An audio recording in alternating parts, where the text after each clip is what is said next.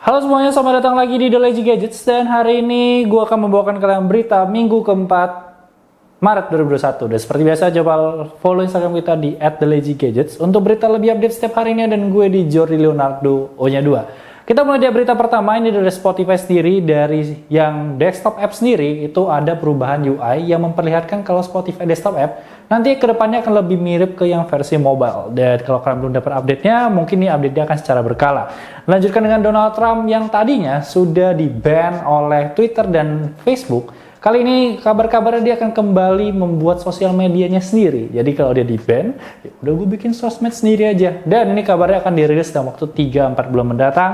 Dan Android Clubhouse kabarnya juga akan datang di bulan kayak musim semi sama musim panas. Jadi harusnya dalam beberapa bulan mendatang, Clubhouse tidak akan lagi eksklusif untuk pengguna iOS. Walaupun ya udah sepi sih ya.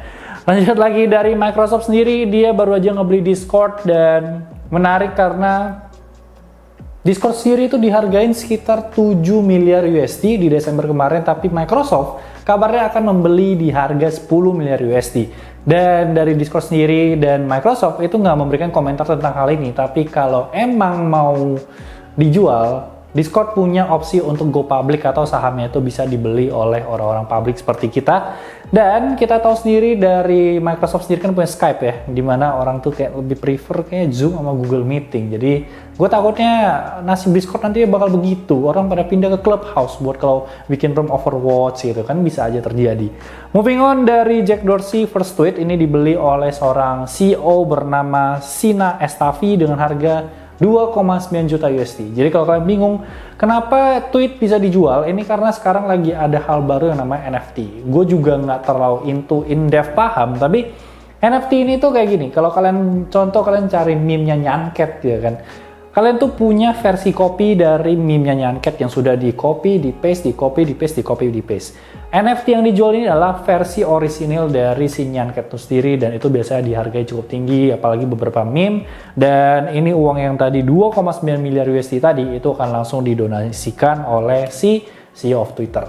Nah, moving on, kita masuk ke Razer. Itu ada konsep RGB Max. Ini adalah Project Hazel. Ini salah satu project yang keren banget menurut gue. Ini diperkenalkan di CES 2021 dengan Project Brooklyn. Kalau kalian nggak tahu Project Brooklyn tuh dia kursi gaming, tapi dia tuh kayak ada layar gitu bisa nutupin kalian ya kan.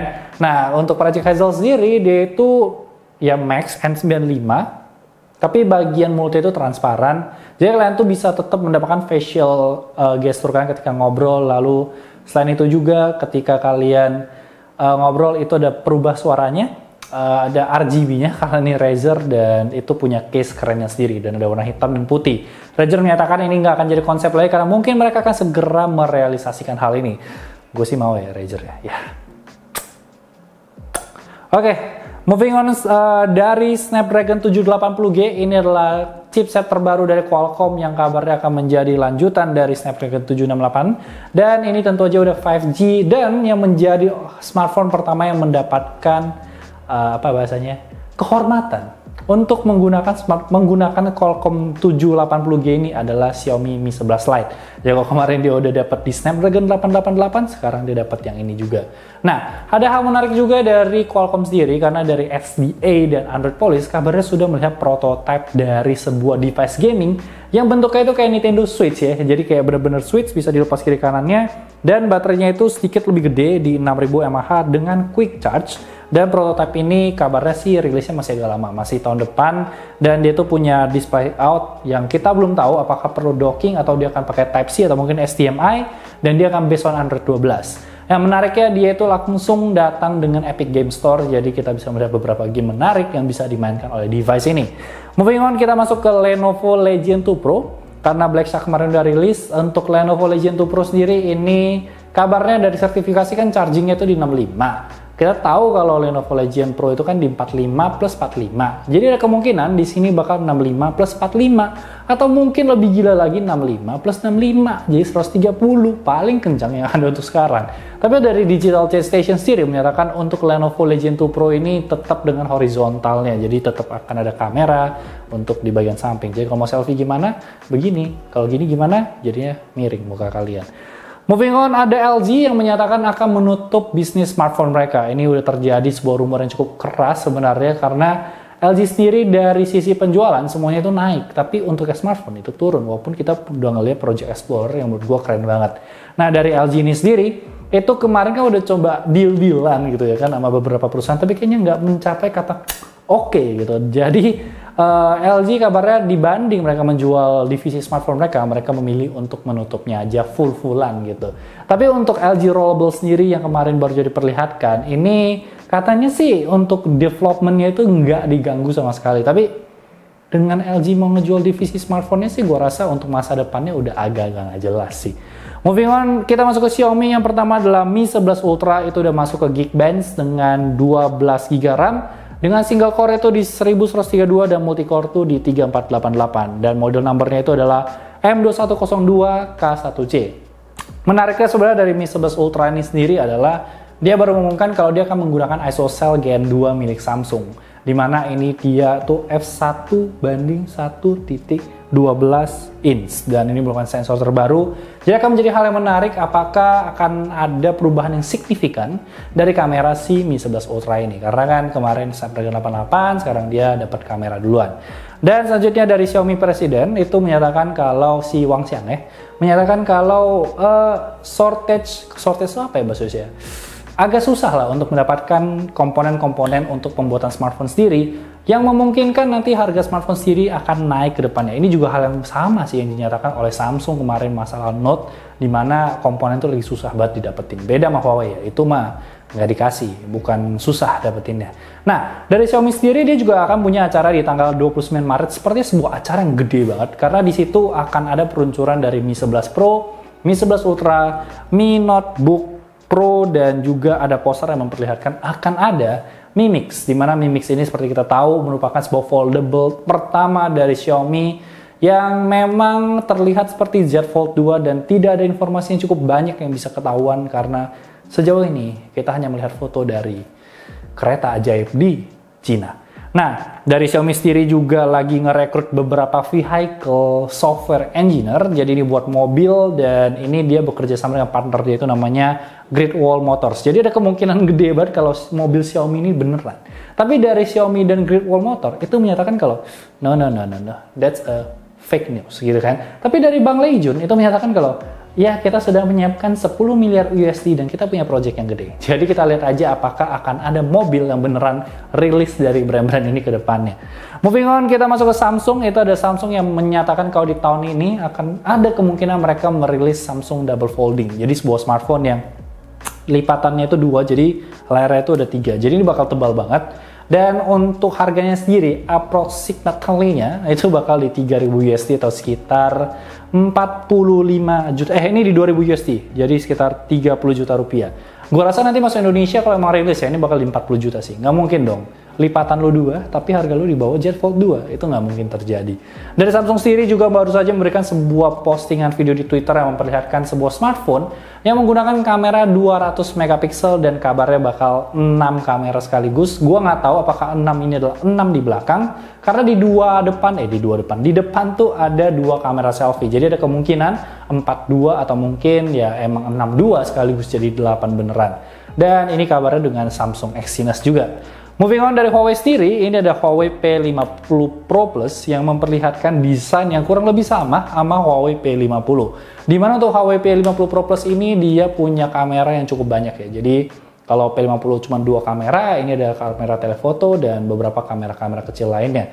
Tapi kalau kita ngomongin dari Huawei P50, ini dari case smartphone-nya itu juga udah kelihatan bocorannya. Ini sama dengan bocoran dari OnLeaks ya kalau nggak salah, atau EVLeaks. Itu bakal ada sebuah kapsul dengan 2 lingkaran yang gede banget di bagian belakang. Bahkan CAD render dari Huawei P50 itu udah muncul dan emang tidak berbeda jauh dengan apa yang dibocorkan.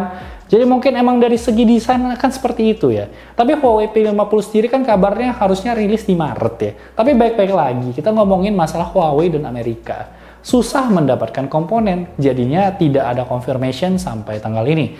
Nah, ngomong-ngomong Huawei, dia itu juga baru saja menyatakan masalah Harmony OS, karena beta 3-nya itu bakal dirilis di akhir Maret ini, dan stable-nya itu bakal dirilis di bulan April. Dimana untuk Harmony OS ini bakal dapat di Huawei Mate X2, P40 dan juga Mate 40 dan juga P50 yang tidak akan rilis dalam waktu dekat karena kita tidak tahu apa yang terjadi seperti Anda yang tidak jelas dengan gebetan Anda. Moving on, kita masuk ke Apple Watch, di mana Apple Watch ini kabarnya akan ada yang tahan banting dengan desain yang lebih kuat, yang lebih durable, bahkan sisi-sisi di Apple Watch-nya sendiri itu dibikin lebih tahan aja. Jadi ini lebih buat kalian yang olahraganya ekstrim gitu, kayak manjat-manjat gunung, gunung ini, gunung itu, dan gunung 2 buah gunung. Dan untuk Huawei lagi, untuk Apple sendiri dia juga punya sebuah device yang bisa dibilang full display device karena di bagian smartphone-nya itu memperlihatkan berbagai, gimana ya, maksudnya paten ya, ini patennya itu kayak ini jam, terus puter dan dia itu semuanya display. Jadi ini mungkin akan menjadi hal yang menarik, tapi kita belum tahu karena ini hanyalah sebuah paten. Moving on, kita masuk ke iPhone ya. Kita masuk ke iPhone. Yang pertama adalah Apple itu didenda 2 juta USD oleh Brazil dan ini dilakukan oleh Consumer Protection Code, di mana Apple harus membayar 2 juta USD tentang masalah tidak adanya charger di smartphone mereka. Tapi di Indonesia tentu saja ini tidak akan terjadi. Kalau terjadi pun duitnya tidak akan ke kita. Jadi tidak usah berharap kita seperti mereka. Lanjut dari iPhone 13 sendiri, ini ada sebuah foto yang memperlihatkan layar depan dari iPhone 13, di mana didapatkan oleh Mac Rumors. Dan menariknya foto-foto ini cuma ada 3 desain, jadi nggak ada yang mini di sana. Walaupun kita tahu ya, mini sepertinya bakal tetap ada karena iPhone sendiri, Apple sendiri itu bakal mencoba 1 tahun lagi. Nah, dari desain itu kita bisa ngelihat kalau desainnya itu benar-benar tipis untuk notch-nya, earpiece-nya berpindah ke atas, dan juga dari sisi kameranya berpindah ke kiri. Kita nggak tahu karena desainnya sedikit berbeda dengan apa yang didesainkan oleh si John Prosser sendiri, tapi ini mirip dengan sebuah sketch yang jauh-jauh hari saat iPhone 12 itu baru rilis. Jadi ada kemungkinan ini prototype, ada kemungkinan juga ini akan rilis nantinya. Nah, ngomongin iPhone 13 sendiri, untuk versi Pro-nya ini juga dikonfirmasi bakal menggunakan 120 Hz LTPO AMOLED dari Samsung. Karena ya udahlah, kita udah tahu ya kan, kalau 12 kan kemarin sok-sok bilang bakal 120, tapi ada dipilih 5G, sekarang 5G, berarti nanti di presentasinya kita bakal melihat banyak sekali 120, 120, and 120. Dan akan sedikit menangis sih untuk iPhone 12 Pro yang pakai, tapi kalau emang kalian kaya, sultan, ya tidak masalah, tinggal dijual saja iPhone 12 Pro-nya, beli 13 Pro, 12 Pro-nya jual murah ke saya ya, makasih. Moving on, dari Apple sendiri untuk iPad-nya ini bakal menggunakan A14X dan kabarnya performanya ini, atau bisa bilang chipsetnya ini itu bakal mirip dengan M1. Ini akan menarik sekali karena performanya itu berarti akan kenceng banget, tapi cara diferensiasi antara M1 dan A14X, maksud gua dari iPad dan Mac, itu akan semakin tipis. Perbedaannya mungkin lebih ke OS ya, aplikasi-aplikasi yang support, baterai, terus masalah touchscreen, dan juga masalah Apple Pencil support ya. Tapi kita nggak tahu, mungkin aja MacBook Air nantinya jadi touchscreen. Mungkin aja MacBook Air nantinya bisa pakai Apple Pencil, kan kita nggak pernah tahu. Kita lihat aja ke depannya perubahannya bakal gimana, tapi ini akan menarik karena iPad Pro selain dengan A14X, dia juga akan menggunakan mini LED. Terus kita akan ada informasi, ini yang menarik sebenarnya buat gua di minggu ini, kedua menarik sih. Dimana untuk mendapatkan informasi tentang Apple, tentang bocoran-bocoran Apple ini akan semakin susah. Yang pertama, semua orang yang masuk ke pabrik atau mungkin ke office kali ya, ke pabrik sih harusnya, supply chain, itu diharuskan untuk foto mobilnya dari 4 sisi.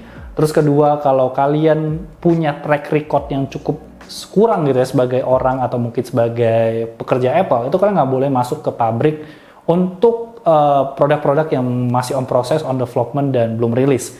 Terus ketiga, menghancurkan barang-barang yang rusak itu harus difilmkan dan ya harus kelihatan gitu. Terus itu dalam 180 hari harus dihancurkan. Terus kalau kalian ngirim barang dari satu pabrik ke pabrik lain, mungkin kayak udah selesai layar yang mau dilanjutkan apa gitu kan, itu kalau nggak sampai di waktu yang ditentukan, itu akan memberikan alarm. Jadi ada kemungkinan diambil gitu ya kan. Terus kelima, setiap orang yang masuk itu juga perlu kayak semacam surat izin lah. Jadi sebenarnya dari John Prosser sendiri yang sebagai leaker yang paling sering gue ikutin, itu menyatakan mungkin hal ini tidak akan terlalu berpengaruh. Tapi untuk orang yang lebih fokus pada supply chain produksi kayak si Ming Chi Kuo, ini mungkin akan mempengaruhi apa yang akan dia dapatkan ke depannya. Dan terakhir untuk Apple AR dan VR itu bakal di 150 gram, di mana Apple AR dan VR ini bisa dibilang lebih ringan dibandingkan semua AR VR yang pernah rilis di sekarang gitu, dimana Oculus Quest sendiri di 500 gram, dan ini berbeda dengan Apple Glass itu sendiri. Jadi Apple AR dan VR ini tuh ya akan mempunyai fitur yang keren banget kayak 8K, eye tracking, kamera, micro OLED display, dan harganya itu bakal di 3.000 USD. Itu berapa? Ya sekitar 45 juta rupiah. Ya, oke. Jadi kita akan baca komen untuk di minggu ini. Bentar, gue back dulu. Komen pertama itu datang dari Indra Arta. Aku nggak subrek, tapi kenapa ada notif dari TLG? Harusnya ini dari akun kedua Anda, mungkin ya ketiga, keempat yang biasa Anda nonton untuk yang aneh-aneh gitu ya. Tapi terima kasih sudah menonton dan sudah komen di video saya. Kedua adalah Uli Koeraskiver, Bang, storage handphone zaman sekarang tuh at least berapa giga? Ini gue udah jawab, tapi sekali lagi gue jawabin. Buat gue pribadi 128 GB adalah yang terbaik karena gue cuma perlu nge-store foto, screenshot, data, chat, dan lain-lain. Gue nggak nge-store game yang cukup gede kayak Genshin Impact atau apapun itu. Terakhir, kantor lurah. Kantor lurah. Bang, kalau ngomong bikin gemes ya, sini ginjalnya gue cubit bentar. Ini emang ada akun kantor lurah, emang nama lu kantor lurah. Ya itu sih, gue nggak mau jawab pertanyaan lu. Dan buat gue pribadi ini akan ada tambahan baru dari Satya tadi, di mana berita paling menarik di minggu ini, dan buat gue pribadi itu adalah berita tentang Max-nya Razer. Jadi itu aja untuk minggu ini. Seperti biasa, jangan lupa like, comment, share, follow kita di @thelazygadgets. Gue di Jordi Leonardo O2, dan jangan lupa subscribe. Thank you so much guys for watching, and I'll see you next week. Stay safe you all. Bye bye guys.